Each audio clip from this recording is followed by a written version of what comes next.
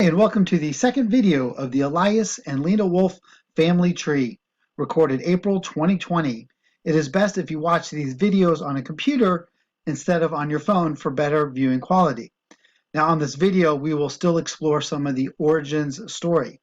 And some of the information from last video and this one comes from Uncle Sam Woolf and cousin Jerry Litvak, who had the foresight to write this information down years ago. How Elias and Lena met in the old country. Now, Elias's father was a teacher, a melamed, and he went around and taught to different families, including Lena's family and her brothers. And as a result, the two families met and got together, and a shidduch was made. Mazel tov. Elias and Lena got married, and Lena was only 16 years old when she got married, and she was described as blonde and beautiful. Now, her family was well off in the old country. They owned vineyards and grape arbors and timber, whereas Elias worked as a tailor. And while he provided services to some barons and Russian royalty, he came from a poor family, and the disparity would cause tension between them. Here's the grandson, Ben Jackson, talking about that situation. Grandpa? Yeah. Grandpa Elias Woolf. He was a very gentle gentleman. Small in stature, with a mustache, with a gray mustache. Like the one you have now? Yes. And he had a full mustache. What was he like? He was a nice, everybody liked him. And then he was a tailor in Europe, because his profession was a tailor. Made a shit up. Yeah, he made a shit up. And they did that a lot in Europe. They didn't have that many Jews, so they went around and made matches. And What was Grandma like? Lena. She was a bigger woman, and Was she bigger than him? oh yeah, Stature? naturally she was bigger. They make a funny looking couple, you think? No, but that's the way Europe was. They matched you, and she came from a wealthy family. I think her parents were in the lumber business there, and so she consented to marry him, but she always felt that she was a higher stature than he was because he had more money.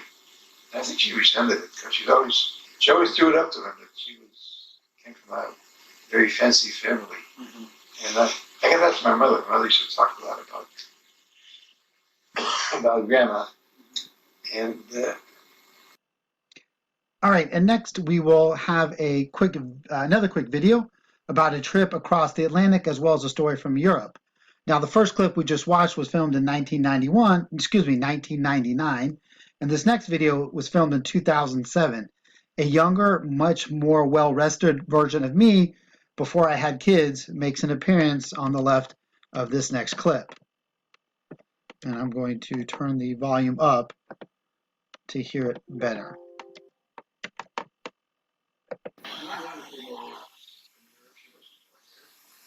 she told about the trip over where they had him steerage down at the bottom, the whole family. And the upper class were throwing stuff like food to the people in steerage. They threw a banana. The Russians, they didn't know what a banana was. They tried to eat the banana with the shells. And my mother told a story about when she was a little girl in Russia. The gypsies, there are gypsies there. So the gypsies got a hold of my mother and they wanted to take her. They did take her. Uncle Julius and Uncle Ben got a hold of him and beat him up and took him another day. They must have had a rough in Europe. Yeah, but thank God they came when they did. It could have been a casualty of the Holocaust or the way the Russians treated them. All right, continuing with the story. In America, Grandpa Elias was very restless. He had tailor shops, a dye and cleaning store, candy shops, general stores, you name it. They lived in Brooklyn, Long Island, in Passaic, New Jersey, Pennsylvania, before finally settling in Detroit. Here we have their census record from 1910. The first thing to note is that Elias Woolf here is listed as Alex Woolf. This is the only case we see Alex. He's known as Elias everywhere else. And the name Woolf is spelled with one O. His age in 1910 at the census is 48. Lena is 42. It says they've been married for 26 years, which corroborates the story that Lena was 16 years old when they married.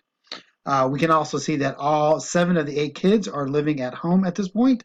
The oldest one, Sarah Woolf, married Frank Cohen shortly before and has already moved out of the house. I've kind of photoshopped and cut and pasted the second part of the record together. We can see that Elias worked as a shopkeeper in a clothing and dyeing store, as we previously mentioned. His son Ben Woolf, who is 18, Uncle Ben, was working with him in the store. Julius was working as a plumber, and great grandma Kitty was working as a trimmer in the garment district of New York at the time. All right, again, trying to keep these videos about to 5 or 6 minutes in length, maybe running into 7 minutes. We'll have some more content coming out in the next few weeks with some additional colorful stories about some of the aunts and uncles and some of the first generation cousins. Hope you enjoyed it, and we'll see you soon.